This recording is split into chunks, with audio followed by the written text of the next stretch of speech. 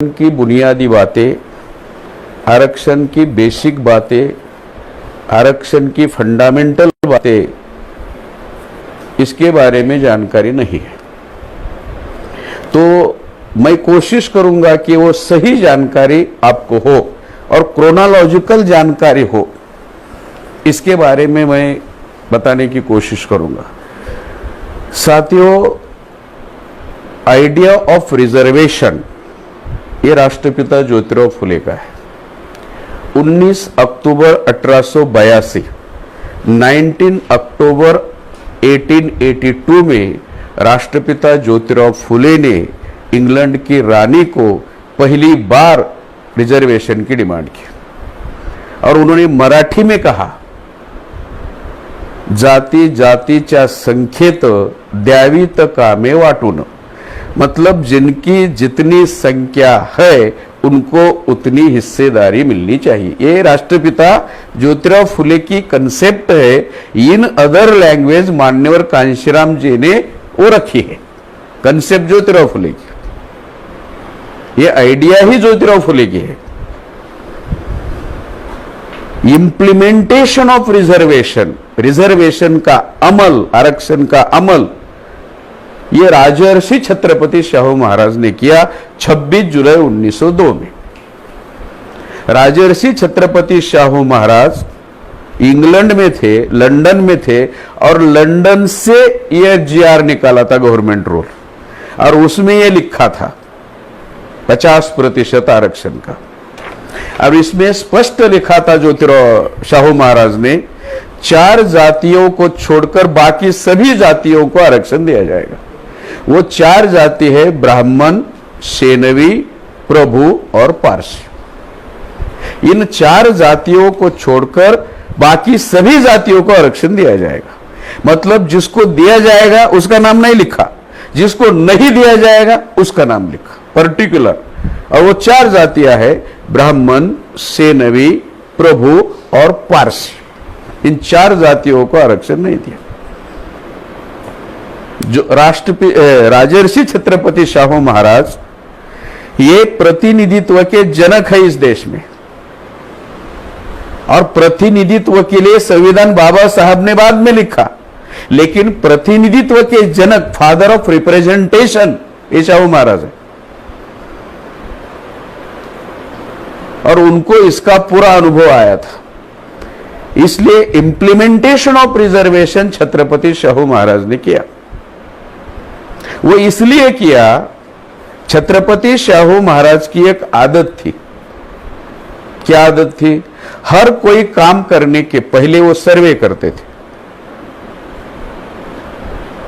सर्वे करते थे, और सर्वे में उनको जानकारी मिली कि जो सरकार है या सरकारी डिपार्टमेंट है उसमें 71 पोस्ट है, और 71 में से केवल 9 पोस्ट पर बहुजन समाज के लोग हैं।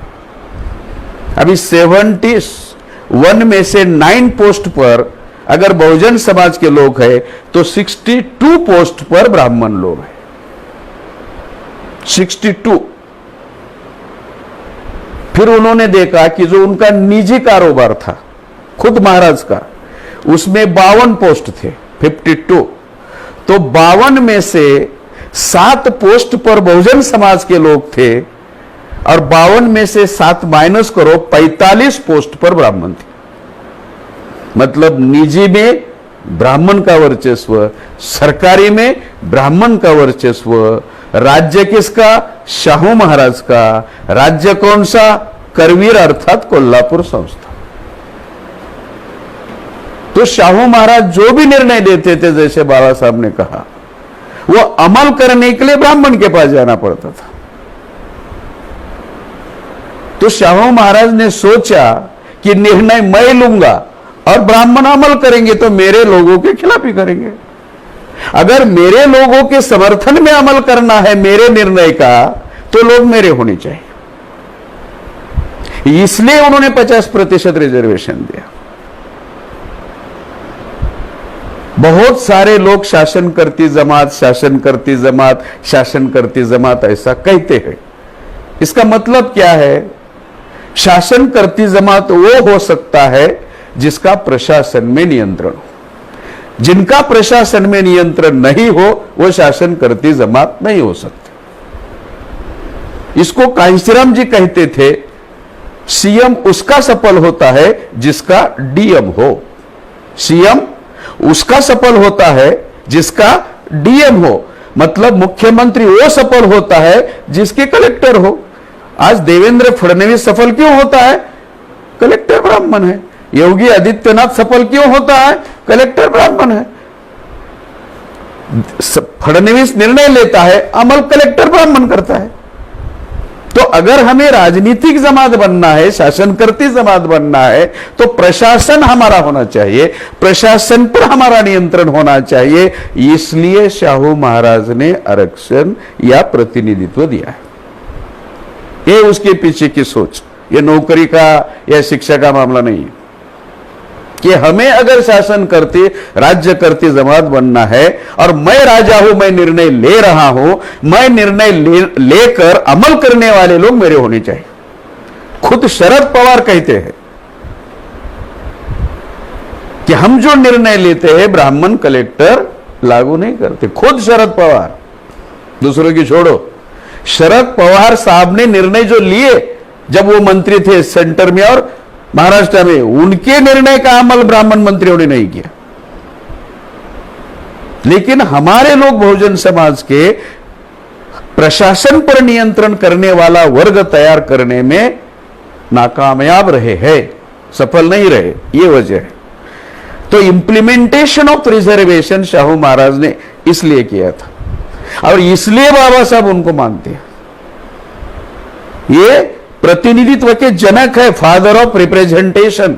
जैसे परेश ने कहा, लोकतंत्र किस पर खड़ा है? प्रतिनिधित्व पर। अगर लोकतंत्र से प्रतिनिधित्व माइनस करो तो लोकतंत्र मर जाता है, डेड बॉडी रहती है, कुछ नहीं रहता।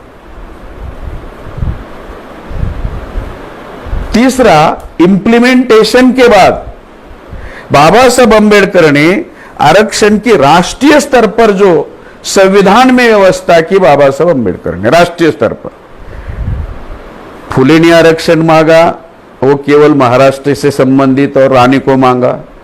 शाहू महाराज ने अमल किया, वो कोल्हापुर संस्था करवीर संस्थान तक सीमित था। लेकिन बाबा साहब ने दोनों को, शाहू महाराज को बड़ा मित्र और फुले को गुरु मानकर इस आरक्षण को राष्ट्रव्यापी पॉलिसी बनाई, नेशन वाइड पॉलिसी बनाई और यहां वहां नहीं, भारतीय संविधान में उसकी व्यवस्था की।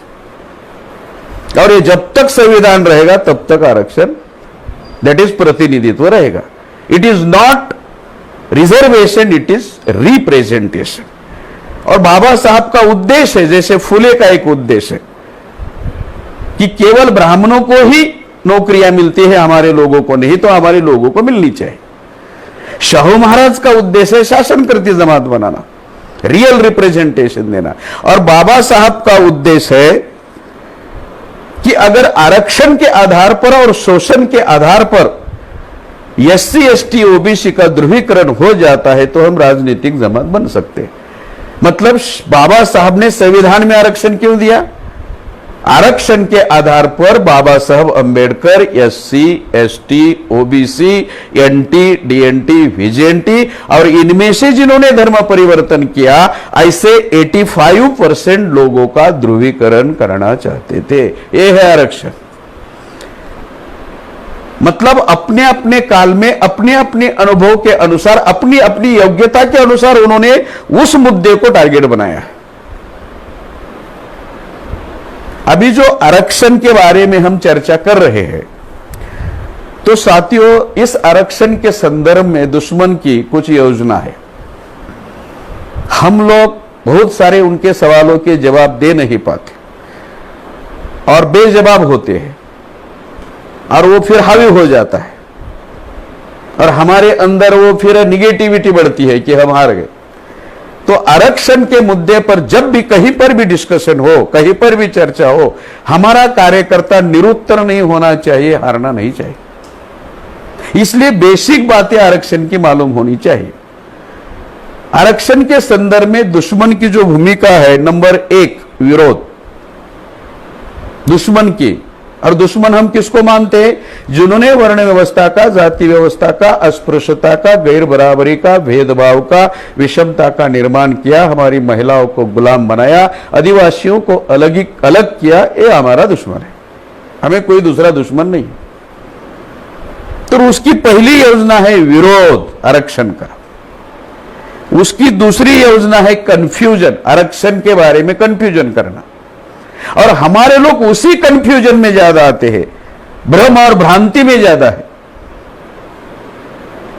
और सबसे ज्यादा भ्रम और भ्रांतियां पढ़े लिखे लोगों में है, और इससे भी ज्यादा भ्रम और भ्रांतियां ज्यादा पढ़े लिखे में ज्यादा है। अनपढ़ लोगों में ज्यादा भ्रांतियां नहीं। उनका तीसरा है निजीकरण। पहला विरोध, दूसरा कंफ्यूजन, तीसरा प्राइवेटाइजेशन। चौथा मुद्दा है अमल करने के लिए कानून ना बनाना। आज तक भारत में 1950 के बाद, आरक्षण लागू होने के बाद आरक्षण का कानून नहीं बनाया। शाहू महाराज ने आरक्षण लागू किया और आरक्षण का कानून बनाया था। कानून बनाया था, इसलिए तो लागू हो रहा था। और शाहू महाराज ये पहला सेक्स है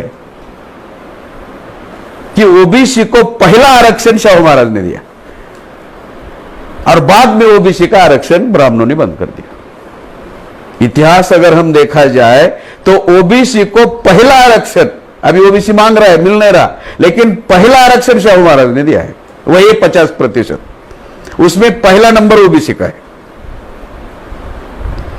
लेकिन सही जानकारी हमारे लोगों के पास ना होने की वजह से आरक्षण के बारे में समस्या या भ्रांतियां या भ्रम फैले हुए हैं।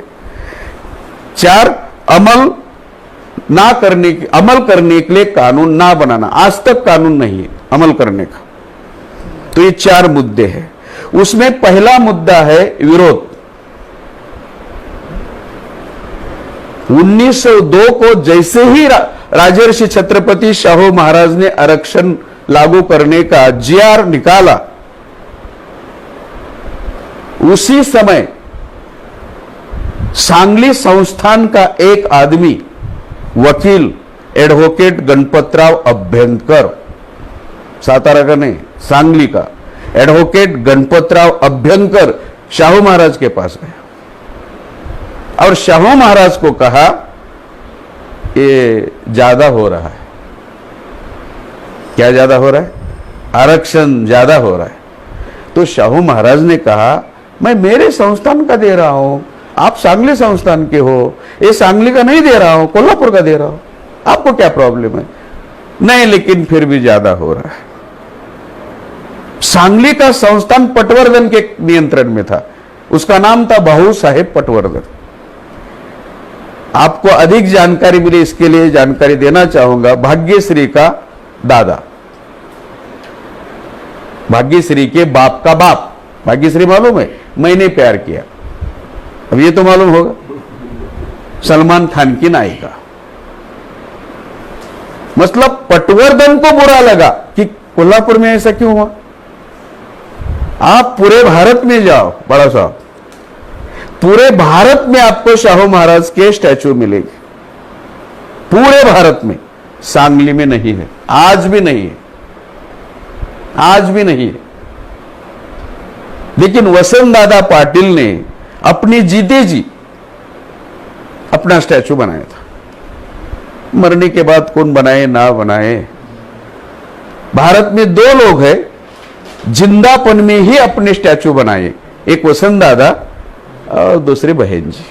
तो उनको श्योर गारंटी है कि हमारे मरने के बाद कोई बनाने वाला नहीं। इतना महान काम करने के बावजूद भी छत्रपति शाहू महाराज का स्टैचू सांगली में नहीं है। और सांगली और कोल्हापुर का डिस्टेंस है 55 किलोमीटर का। और ये पहली बार ढूंढ निकाला डीके खापर्डे साहब ने, गली गली घूमकर सांगली के,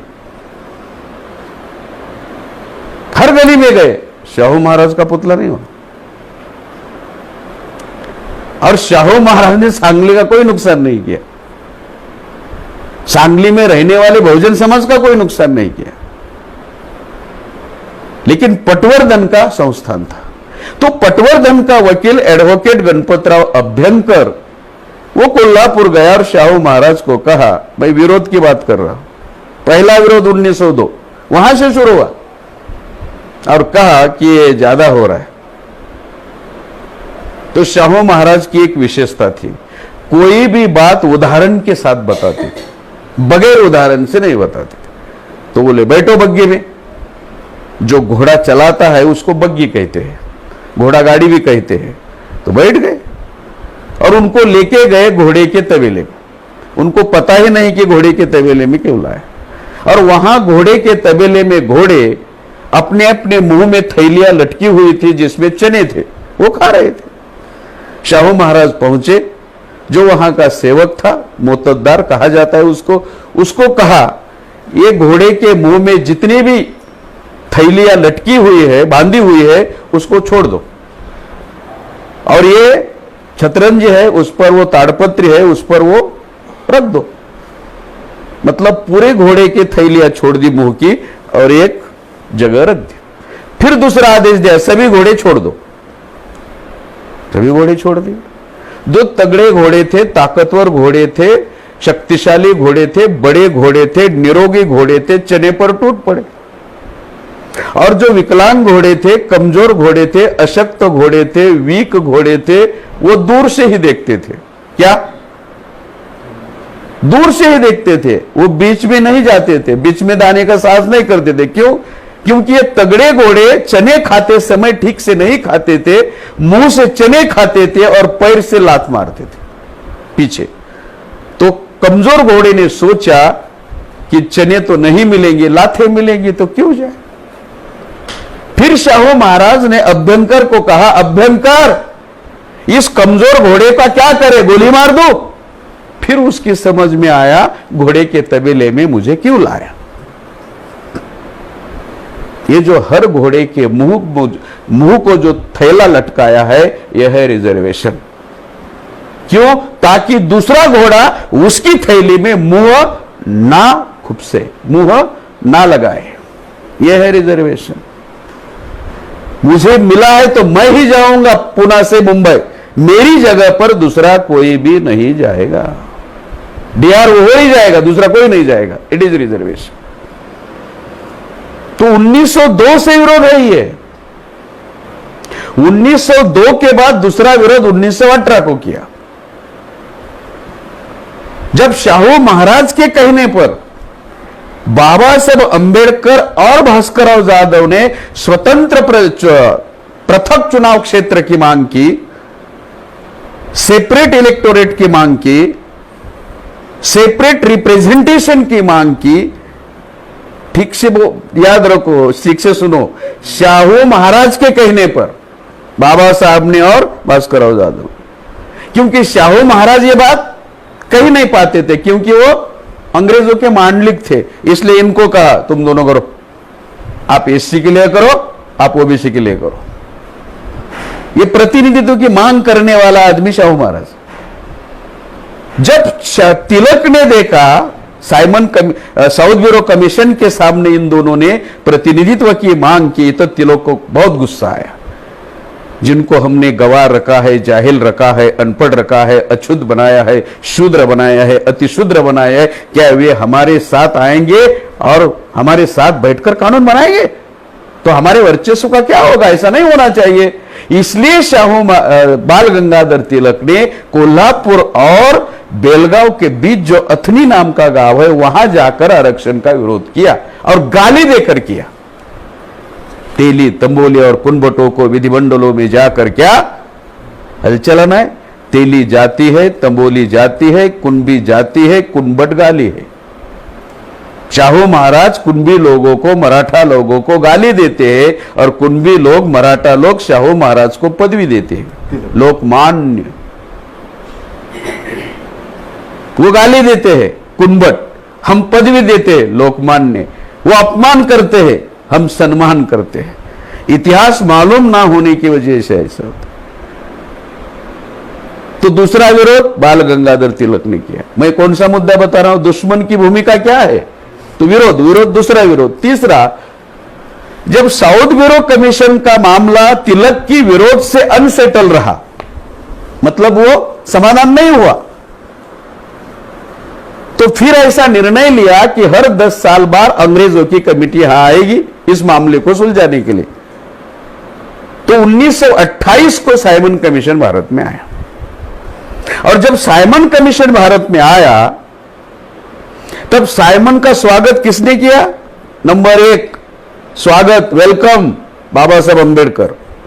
नंबर 2 एस.डी. सिंह चौरासिया, ये तंबोली जाति के थे, उत्तर प्रदेश के थे, शिव दयाल सिंह चौरासिया। और तीसरा, मुझे कल जानकारी मिली हरियाणा में जो पंजाब के जो सर छोटूराम है उन्होंने समर्थन किया, और वो साइमन आने वाले थे रेल से, वो एक दिन भर रेलवे स्टेशन पर बैठा रहा उनका स्वागत करने के लिए। मैं शौक रहेगा ऐसा, ये नाम मुझे भी मालूम नहीं। तब हरियाणा में जब मैं केडर कैंप लेने के लिए गया तो उन्होंने बताया वो एक उसी जाति का, चौधरी जाति का आदमी आया था, तो ये दिन भर बैठे थे बोले। और विरोध किसने किया? विरोध हमको पता है, गांधी और कांग्रेस ने किया। कैसे किया? काले झंडे दिखाकर किया, गो बैक साइमन के नारे देकर किया। ये हमको सिखाया स्कूल और कॉलेजेस में, इतिहास की किताबों में। लेकिन समर्थन बाबा साहब ने किया था, एस.डी. सिंह चौरासिया ने किया था, और ये सर छोटूराम ने किया था, ये नहीं बताया। मैं कौन सा मुद्दा बता रहा हूं, विरोध किसने किसने किया। और जो विरोध 1902 से कर रहे हैं, क्या आज हमें जो भी हमारे लोग भाईयाज आरक्षण मांग रहे हैं, ओबीसी है, मराठा है, कुंबी है, पटेल है, रेड्डी है, कापू है, मीना है, गुर्जर है, क्या उनको आरक्षण देंगे? ये इतिहास मालूम होगा तो पता चलेगा, नहीं देंगे। लेकिन इतिहास, आरक्षण का सही अर्थ मालूम ना होने की वजह से समस्या हुई। फिर गांधी और कांग्रेस की विरोध की वजह से साइमन को भी वापस जाना पड़ा। फिर क्या किया साइमन? अंग्रेज भारत के ब्राह्मणों से होशियार थे, इसलिए तो भारत पर राज किया, खासकर ब्राह्मणों पर राज किया। तो उन्होंने क्या किया? यहां विरोध करते हो, चलाओ उधर, लंदन में आओ। यहां अपने काले संख्या में विरोध किया, लंदन में कितने लोग आएंगे गांधी के साथ? या अकेले आएंगे? तो विरोध कैसा करेंगे? इसलिए लंदन बुलाया, और इसको कहते हैं गोलमेज परिषद राउंड टेबल कॉन्फ्रेंस। अभी जब राउंड टेबल कॉन्फ्रेंस पहली बुलाई, सबको निमंत्रण दिया, इनविटेशन दिया, सबको, सभी गए, गांधी नहीं गए, और यहां नमक का सत्याग्रह करते रहे। बाबा साहब निर्णय नंबर 2 ड्वेल वोटिंग का मतलब 2 मत का अधिकार मिलेगा। निर्णय नंबर 3 एडिक्वेट रिप्रेजेंटेशन मिलेगा, जितनी लोक संख्या है उतना प्रतिनिधित्व मिलेगा। नंबर 4 अडल्ट फ्रेंचाइज लागू होगा, मतलब प्रौढ़ अधिकार मिलेगा। ये निर्णय लागू हुए। अंतिम निर्णय देने के लिए दूसरी राउंड टेबल कॉन्फ्रेंस बुलाई, और दूसरी राउंड टेबल कॉन्फ्रेंस में गांधी को इनविटेशन नहीं दिया, फिर भी गांधी गए और उसमें टांग अड़ाई, अनशन किया, आमरण अनशन किया। गांधी जी ने उनके जिंदगी में 21 बार अनशन किया, लेकिन एससी एसटी ओबीसी के फेवर में कभी भी नहीं किया, विरोध में किया। देश को आजादी मिली, 1 मिनट का अनशन नहीं किया, लेकिन आपको अधिकार ना मिले इसके लिए आमरण अनशन किया। इसलिए गांधी हमारी दृष्टि से शैतान है। मेश्राम साहब बेवजह शैतान नहीं कहते। एकदम मेश्राम साहब ने कहा कि अगर मुझे अवसर मिलेगा तो गांधी की जो समाधि है वो बुलडोजर से उड़ाऊंगा, खुद ऐसा ऊपर निकालूंगा। तो उसी स्टेज पर सज्जाद नोमानी साहब थे, तो सज्जाद नोमानी साहब ने कहा उस बुलडोजर के लिए डीजल मैं दूंगा। मतलब परेशान हो गए लोग ना। मैं विरोध कैसे किया ये बता रहा हूं। जब 1928 का मामला 32 में गया, और 1932 का मामला गांधी के अनशन की वजह से, आमरण अनशन की वजह से पेंडिंग रहा, अधिकार नहीं मिले। तो फिर दोबारा बाबा साहब अंबेडकर संविधान सभा में चुनकर जाने का मामला आया तो 1946 को बाबा साहब अंबेडकर संविधान सभा में चुनकर नहीं जाने चाहिए, इसका प्रयास, इसका विरोध गांधी और कांग्रेस ने किया। इतना ही नहीं, 1946 को ओबीसी, मराठा, कुंबी, पटेल, रेड्डी, कम्मा, कापू या मीना गुर्जर, इनको एक भी टिकट संविधान सभा का गांधी ने नहीं दिया। अगर इनको 1946 को संविधान सभा का टिकट मिलता तो आज मराठा को आरक्षण मांगने की जरूरत नहीं दिया। दूसरा, 1947 को खुद नेहरू ने कहा कि जैसे एससी एसटी को ओबीसी को आरक्षण दिया है वैसे ओबीसी को देगा, लिखित रेजोल्यूशन पास किया, लिखित रिटर्न। और जैसे ही नेहरू प्रधानमंत्री बना उसने कहा कि अब नहीं देंगे। और जब बाबा साहब पहली मिनिस्ट्री में कानून मंत्री बने तो उन्होंने 340 संविधान लिख रहे थे तो 340 आर्टिकल का प्रावधान किया। तो सबसे पहले 340 आर्टिकल को सरदार पटेल ने नेहरू के कहने पर विरोध किया और वो आज तक वो चल रहा है विरोध।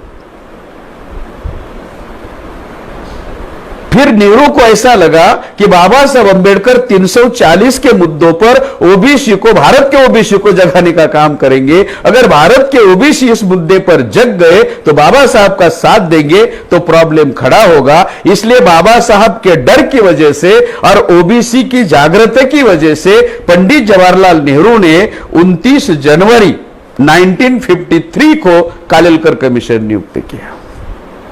विरोध बोल रहा हूं मैं, विरोध कैसे किया, विरोध। और जब कालेलकर कमीशन, ये कालेलकर मुक्काम पोस्ट कालिली, तालुका जिला सिंधुदुर्ग, कोकण, एक कोकणस्थ ब्राह्मण था। आयोग किसके लिए? अध्यक्ष कौन? कालेलकर। तो इतना जातिवादी था, इतना जातिवादी था, इतना जातिवादी था, एक बार वो सातारा गया सर्वे करने के लिए ओबीसी का। जब सातारा गया तो उनको वहां का जो कलेक्टर था वो मुस्लिम था। तो मुस्लिम कलेक्टर को इस कालेलकर ने कहा कि मुझे खाना ब्राह्मणों के हाथ से ही बनाया हुआ चाहिए। ब्राह्मण छोड़ के किसी ने अगर खाना बनाया तो मैं वो खाना, जो आदमी ब्राह्मण के हाथ का ही खाना खाता है वो ओबीसी को आरक्षण दे नहीं दे। 53 विरोध। तो फिर उसने ढूंढ निकाली ओबीसी की 2018 जाति और कहा एससी एसटी के अनुसार उनको रिजर्वेशन देना चाहिए। जब ये बात अशोका हॉल में, राष्ट्रपति भवन में डॉक्टर राजेंद्र प्रसाद के सामने रखी तो राजेंद्र प्रसाद ने कालेलकर को कहा, हम आजादी की लड़ाई क्या रेवड़ियां बांटने के लिए लड़े? डॉक्टर राजेंद्र प्रसाद क्या कहते हैं? हम आजादी की लड़ाई क्या रेवड़ियां बांटने के लिए लड़े? मतलब मराठा कुंबी ओबीसी को आरक्षण देना, उसको क्या लगता है राजेंद्र प्रसाद को? रेवड़ियां बांटना। रेवड़ी समझते हो आप? मुझे नहीं लगता, महाराष्ट्र के बाहर मालूम है रेवड़ी? हमारे यहां महाराष्ट्र में जब मेला होता है, मेले के दूसरे दिन कुश्ती होती है। कुश्ती समझते हो? दंगल। तो दंगल में जो छोटे छोटे बच्चे दंगल करते हैं कुश्ती, तो उनको खुश करने के लिए रेवड़ियां दी जाती है। छोटे बच्चे को, बड़े बच्चे को नहीं, छोटे। वो गुड़ की बनाई हुई होती है, गुड़ और तिल की बनाई हुई होती है, बहुत अच्छी लगती है खाने के लिए, लोग खाते हैं वो सूखा मेवा समझकर। तो किसने विरोध किया? डॉक्टर राजेंद्र प्रसाद ने। ये कौन डॉक्टर राजेंद्र प्रसाद है? ये कायस्थ विहार के। जब वो राष्ट्रपति बने तब वो इलाहाबाद गए और गंगा नदी में 200 ब्राह्मणों के पैर धोए और वो पैर धोया हुआ पानी पिए। ये है डॉक्टर राजेंद्र प्रसाद। तो ये मर गए। मरने के बाद लालू मुख्यमंत्री बने। तो लालू को किसी ने खबर दी कि डॉक्टर राजेंद्र प्रसाद की समाधि पर सुअर खेल रहे। सुअर समझ दो, डुक्कर। तो लालू ने कहा, लालू ने उसकी कोई देखभाल नहीं की। तो मेश्राम साहब ने कहा लालू सही है। लालू ने बदला लिया, क्योंकि जब राजेंद्र प्रसाद को समय था तो लालू के लिए कुछ नहीं किया, तो लालू ने भी उसकी समाधि के लिए कुछ नहीं किया। सुअर को खेलने दो, उसी लायक आदमी है, सुअर के लायक। 53 कालेलकर कमीशन लागू होने नहीं दिया। जब कालेलकर कमीशन लागू नहीं होने दिया, मैं विरोध बोल रहा हूं, किस तरह विरोध किया, कहां तक, तो फिर ओबीसी लोग जागृत हो गए और उन्होंने कहा कि कालेलकर कमीशन लागू करना चाहिए। तो 1977 में 77 में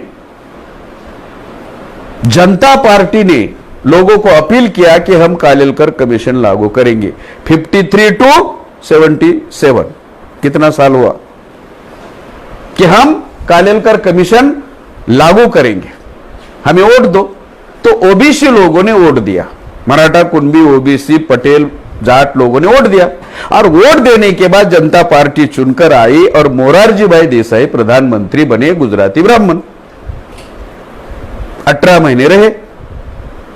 जब ओबीसी का शिष्टमंडल मोरारजी भाई देसाई के पास गया तो उन्होंने कहा, क्योंकि उनको पता था मैं ज्यादा दिन रहने वाला नहीं हूं और वो 18 महीने ही सरकार चली, तो उसने कहा ऐसा है, अभी कालेलकर कमीशन पुराना हो चुका है।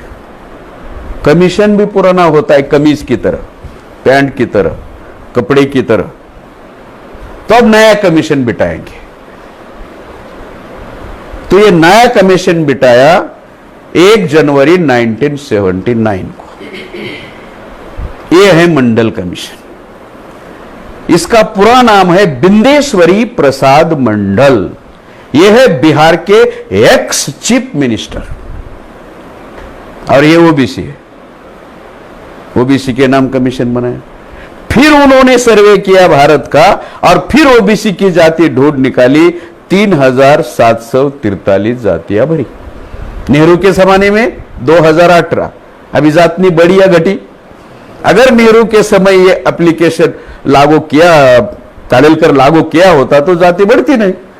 और एक बात बताने की रह गई, जैसे वो राष्ट्रपति ने कहा कि रेवड़िया बांटने के लिए हमें कह रहे, रात 12 बजे राष्ट्रपति डॉक्टर राजेंद्र प्रसाद ने नेहरू को फोन किया और कहा, नेहरू ये तुम्हारा डेथ वारंट आया है। मतलब एससी ओबीसी को, मराठा कुंभी को आरक्षण देना ब्राह्मणों का क्या है? जैसे बाला साहब ने कहा खतरे के, ये डेथ वारंट है, मृत्यु घंटा। आज ज्यादा है। ये हर मराठा को, हर ओबीसी को, हर जाट को, हर पटेल को मालूम होगा, तब वो ब्राह्मणों का साथ छोड़ेगी। मराठों को आरक्षण देना, पटेलों को आरक्षण देना, जाटों को आरक्षण देना, कुंभी को आरक्षण देना, ब्राह्मणों का क्या है? रात 12 बजे नेहरू उठकर आए। कहां? राष्ट्रपति भवन में, अशोक हॉल में, सेंट्रल हॉल में। और कहा किसको? कालेलकर को।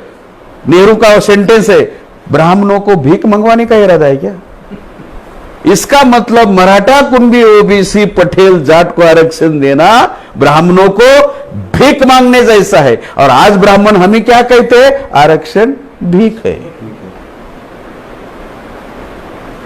कोई भी समाज में चर्चा होती है तो हमारे पास सही और स्ट्रांग जवाब होना चाहिए। और ये लिखित है, ये रिटर्न है साहब। मतलब 1902 को विरोध किया, 1918 को विरोध किया, 1928 को विरोध किया, 1932 को विरोध किया, 1946 को विरोध किया, 340 को विरोध किया, 1953 के कालेलकर को विरोध किया और 79 के मंडल को विरोध किया। देंगे आरक्षण? आरक्षण देंगे? हमारे लोग मांग रहे हैं, लाखों के मोर्चे निकाल रहे हैं, मराठा लोगों ने 58 मोर्चे निकाले और 42 यूथ मर गए।